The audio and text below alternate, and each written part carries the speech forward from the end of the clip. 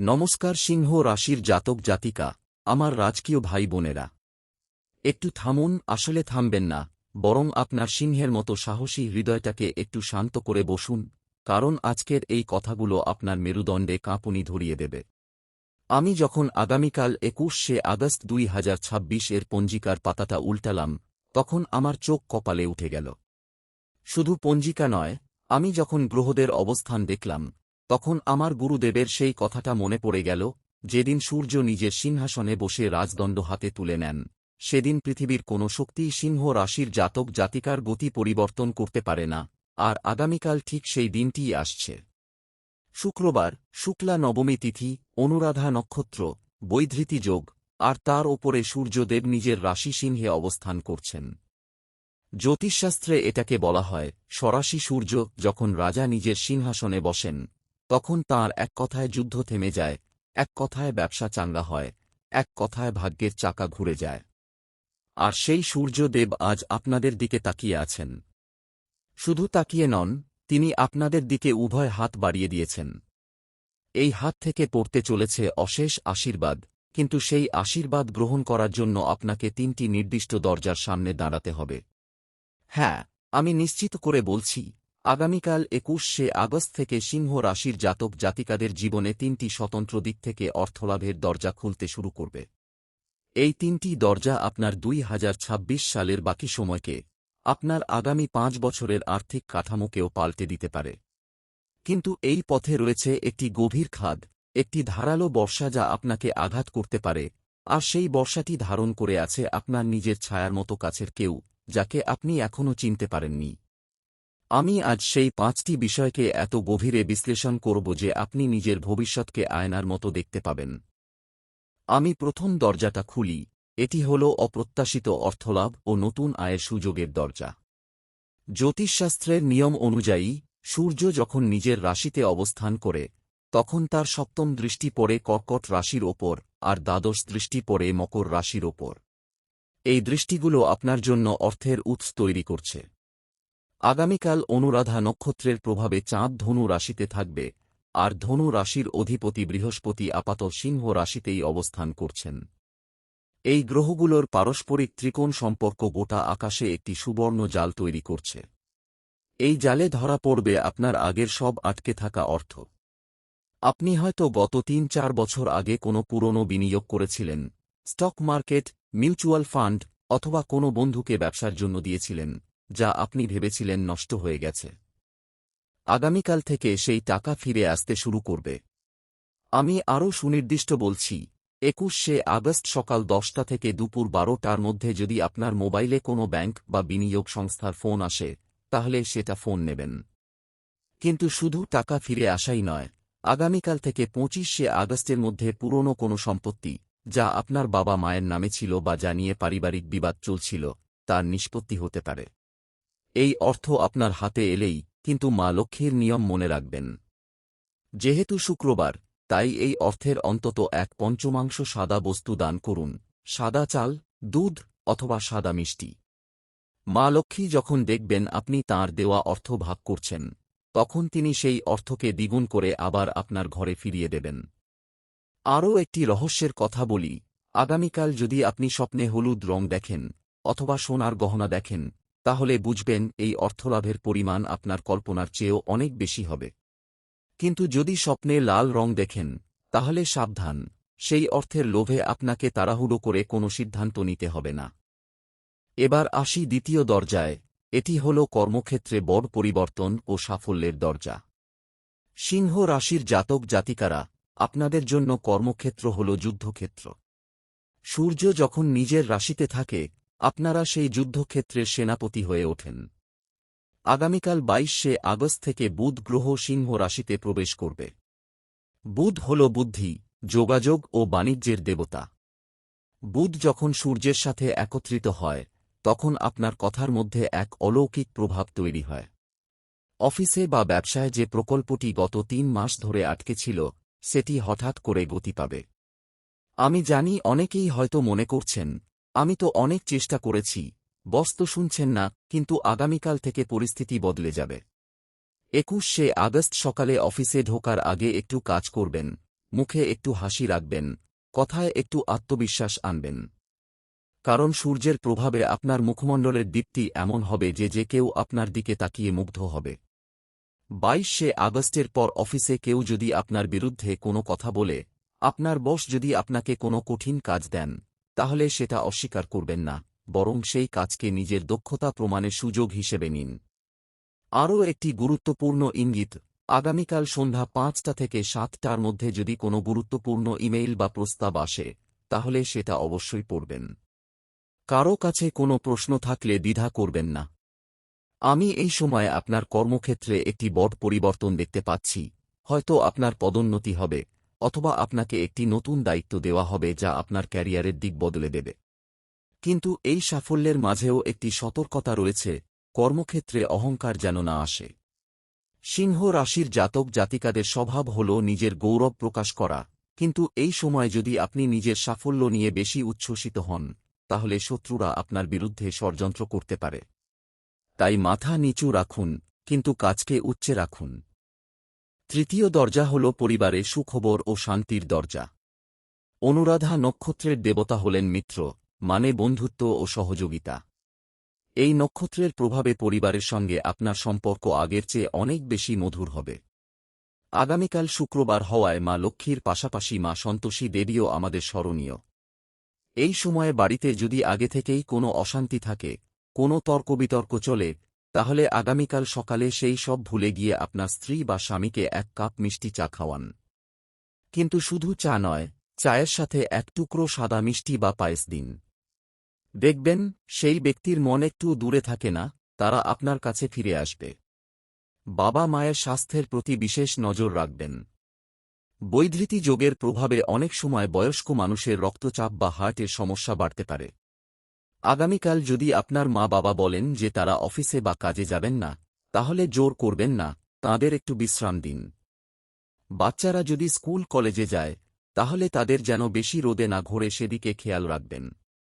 আমি আগামীকাল পরিবারে একটি বিশেষ শুভ সংবাদ দেখতে পাচ্ছি, হয়তো আপনার কোনো সন্তান বড় চাকরি পাচ্ছে, অথবা কারও এঙ্গেজমেন্ট বা বিয়ের পাকা কথা হচ্ছে। সেই সংবাদটি যেন আপনাকে আত্মমগ্ন না করে বরং সবাইকে সাথে নিয়ে উদযাপন করার অনুপ্রেরণা দেয়।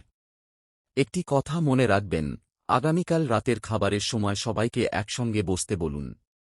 যারা ফোন নিয়ে ব্যস্ত থাকে, তাদের ফোন এক পাশে রাখতে বলুন। এই একটি কাজ আপনার পরিবারের বন্ধনকে কয়েক গুণ শক্তিশালী করে দেবে। এখন আসি সেই গভীর কাঁটার কাছে, শত্রু বা বিরোধীদের নিয়ে সতর্কতা। সিংহ রাশির জাতক জাতিকাদের জীবনে শত্রু বলতে সাধারণত বাইরের কাউকে বোঝায়, কিন্তু আমি আজ আপনাকে একটি কঠিন সত্যি বলছি, আপনার সবচেয়ে বড় শত্রু আপনার কাছের কাউকে হতে পারে। শুক্র ও শনি গ্রহের মধ্যে আগামীকাল একটি বিরোধিতা তৈরি হচ্ছে। জ্যোতিষশাস্ত্রে এই বিরোধিতাকে সপ্তম বৈরী যোগ বলা হয়। শুক্র হল প্রেম ও সম্পর্কের গ্রহ, আর শনি হল শত্রু ও বাধার গ্রহ। যখন এই দুই গ্রহ পরস্পরের বিরুদ্ধে দাঁড়ায়, তখন আপনার অফিসের সেই সহকর্মী, যে আপনার সাথে কফি খায়, আপনার প্রকল্প নিয়ে আলোচনা করে, সেই মানুষটি আপনার ক্ষতি করতে পারে। কিভাবে? হয়তো আপনার প্রজেক্টের কৃতিত্ব নিজের নামে করে নেওয়ার চেষ্টা করবে, অথবা বসের কাছে আপনার বিরুদ্ধে কুৎসা রটাবে। ২১শে আগস্ট থেকে ২৮শে আগস্টের মধ্যে অফিসে কোনো গোপন বৈঠকে যাবেন না। কোনো নথি বা ফাইল কারও হাতে তুলে দেবেন না। আরও একটি সতর্কতা, আপনার কোনো আত্মীয়, হয়তো দূরসম্পর্কের, আগামীকাল আপনার কাছে সম্পত্তি বা জমি নিয়ে কোনো কথা বলতে পারে। তারা আপনার মাথায় চিনি দিয়ে কাজ আদায় করতে চাইবে। কিন্তু আমি বলছি, এই সময়ে জমি জিরেত বা সম্পত্তি নিয়ে কোনো বড় সিদ্ধান্ত নেবেন না। অন্তত ৩ দিন পর, ২৪শে আগস্টের পর সিদ্ধান্ত নেবেন। কারণ ২৪শে আগস্ট শনির গতি কিছুটা স্থির হবে, তখন আপনি বুঝতে পারবেন কে আপনার প্রকৃত বন্ধু আর কে শত্রু। যদি কেউ আপনাকে কোনো আর্থিক অংশীদারিত্বের প্রস্তাব দেয়, তাহলে তাকে বলুন, আমি ভাবছি, পরে জানাচ্ছি, এই কথাটি তাকে দূরে সরিয়ে দেবে। এখন শেষ করছি ২১শে আগস্টের পর সিংহ রাশির জন্য গুরুত্বপূর্ণ ইঙ্গিত নিয়ে। আগামীকাল থেকে ৩১শে আগস্ট পর্যন্ত সময়কাল, এই সময়টা সিংহ রাশির জাতক জাতিকাদের জন্য বছরের সবচেয়ে গুরুত্বপূর্ণ সময়। বৃহস্পতি ও শনির মধ্যে একটি বিরল ত্রিকোণ সম্পর্ক তৈরি হচ্ছে, জ্যোতিষশাস্ত্রে যাকে বলা হয় মহাযোগ। এই যোগ আপনার জীবনে দীর্ঘমেয়াদী আর্থিক স্থিতিশীলতা ও সামাজিক মর্যাদা নিয়ে আসবে। কিন্তু এই যোগের পূর্ণ সুফল পেতে হলে আপনাকে কিছু নিয়ম মানতে হবে। প্রথম নিয়ম, আগামীকাল সকালে ঘুম থেকে উঠে প্রথমে পূর্ব দিকে মুখ করে সূর্যদেবকে প্রণাম করুন। সূর্য আপনার রাশির অধিপতি, তাকে স্মরণ করলে তিনি আপনার সব বাধা দূর করবেন। দ্বিতীয় নিয়ম, আগামীকাল কোনো লাল রঙের কাপড় পরবেন না। সিংহ রাশির জাতক জাতিকারা সাধারণত লাল পছন্দ করেন, কিন্তু বৈধৃতি যোগের সময় লাল রং আপনাকে অহংকারী করে তুলতে পারে, যা আপনার শত্রুদের সাহায্য করবে। সাদা বা হালকা হলুদ রঙের কাপড় পরবেন, এটি মা লক্ষ্মী ও সূর্যের প্রিয় রং। তৃতীয় নিয়ম, আগামীকাল থেকে প্রতিদিন সন্ধ্যায় একটি ঘি এর প্রদীপ জ্বালাবেন। এই প্রদীপ আপনার ঘর থেকে সব নেতিবাচক শক্তি দূর করবে। আমি যখন এই ইঙ্গিতগুলো লিখছি তখন আমার শরীর শিরশির করছে, কারণ এই যোগটি শুধু অর্থ দেবে না, এটি আপনাকে আত্মবিশ্বাস ও নেতৃত্বের গুণ দেবে, যা সিংহ রাশির জাতক জাতিকাদের জন্য সবচেয়ে বড় সম্পদ। এই মুহূর্তে আমি আপনার সাথে এতটা গভীর কথা বলছি, এবং আমার গলা দিয়ে যে শক্তি নির্গত হচ্ছে তা শুধু আমার নয়, এটি সূর্যদেবের প্রতিফলন। আমি একটি মাধ্যম মাত্র। আর আপনি যদি সূর্যদেবের প্রতি একটুও ভক্তি রাখেন, তাহলে এখনই ভিডিওটির লাইক বাটনে চাপুন। কিন্তু শুধু চাপবেন না, লাইক করার সময় চোখ বন্ধ করে একবার সূর্যদেবকে স্মরণ করুন ও সূর্যায় নমঃ বলুন। এই একটি লাইক আপনার কর্মক্ষেত্রের সমস্ত অন্ধকার দূর করবে। যারা আজ লাইক দেবেন, সূর্যদেব তাদের মুখে এমন একটি তেজ সৃষ্টি করবেন যে তাদের কথা কেউ অগ্রাহ্য করতে পারবে না। ব্যবসায় তারা যেমন লাভ করবেন, তেমনি অফিসে বসের কাছে তারা বিশেষ স্থান পাবেন। লাইক না দিলে আপনি এই আশীর্বাদ থেকে নিজেকে বঞ্চিত করবেন। তাই থামবেন না, এখনই লাইক বাটনে ট্যাপ করুন। এখানে একটু থামুন, একটি গভীর শ্বাস নিন। আমি আপনাকে আগামীকালের কথা বললাম, কিন্তু পরশুদিন 22শে আগস্ট বুধ গ্রহ সিংহ রাশিতে প্রবেশ করছে, যা আপনার কথার জাদুকে বহুগুণ বাড়িয়ে দেবে। কিন্তু এই বুধের প্রভাব ইতিবাচক হবে নাকি নেতিবাচক, সেটা নির্ভর করবে আপনি সময়মতো সঠিক পরামর্শ পাচ্ছেন কিনা। যদি আপনি এখনই আমার এই চ্যানেলটি সাবস্ক্রাইব না করেন, তাহলে 22শে আগস্টের সেই বিশেষ সতর্কতা আপনি পাবেন না। আর সেই সতর্কতা না পেলে আপনি হয়তো অফিসে ভুল কথা বলে বসবেন, যা আপনার আগামীকাল পাওয়া অর্থকে নষ্ট করে দিতে পারে। আমি বেল আইকনের কথা বলছি না, আমি সাবস্ক্রাইব বাটনের কথা বলছি। এখনই স্ক্রিনের নিচের দিকে যে সাবস্ক্রাইব বাটন আছে তাতে ক্লিক করুন। মা সরস্বতীর কৃপায় আপনার বুদ্ধি হবে বজ্রের মতো কঠিন। আপনি বুঝতে পারবেন কখন কি বলতে হয় আর কাকে চুপ করতে হয়। এত গভীর জ্ঞান, এত বড় ভবিষ্যৎবাণী আপনি শুনলেন। কিন্তু আপনি কি জানেন, আধ্যাত্মিক শক্তি তখনই কার্যকর হয় যখন তা ভাগ করে নেওয়া হয়। সূর্যের তেজকে যদি আমরা একসঙ্গে ধরি, তাহলে সেই তেজ পুরো আকাশকে আলোকিত করে। ঠিক তেমনি আপনি যদি এত কিছু শুনেও চুপ থাকেন, তাহলে এই শক্তি আপনার কাছে থেমে থাকবে, প্রবাহিত হবে না। তাই এখনই কমেন্ট বক্সে গিয়ে গভীর আবেগ নিয়ে লিখুন, জয় সূর্যদেব। শুধু লিখবেন না, লিখার সময় কল্পনা করুন সূর্যদেব আপনার মাথার ওপর দাঁড়িয়ে আছেন, তাঁর হাতে রয়েছে সুবর্ণ মুকুট, আর তিনি আপনার দিকে তাকিয়ে হাসছেন। যারা আজ কমেন্টে জয় সূর্যদেব লিখবেন, তাদের জন্য আগামীকালের 3টি দরজা আরও আগে খুলে যাবে। যারা চুপ করে থাকবেন, তারা হয়তো সেই মুহূর্তটি মিস করবেন। তাই এখনই নিচে স্ক্রল করে কমেন্টে লিখুন। আর যারা সাহসী, তারা লিখুন, জয় সূর্যদেব, জয় মা লক্ষ্মী, এর দ্বিগুণ শক্তি পাবেন। আমি প্রতিটি কমেন্ট পড়ি, কিন্তু দেবতারা তো প্রতিটি অক্ষর দেখেন।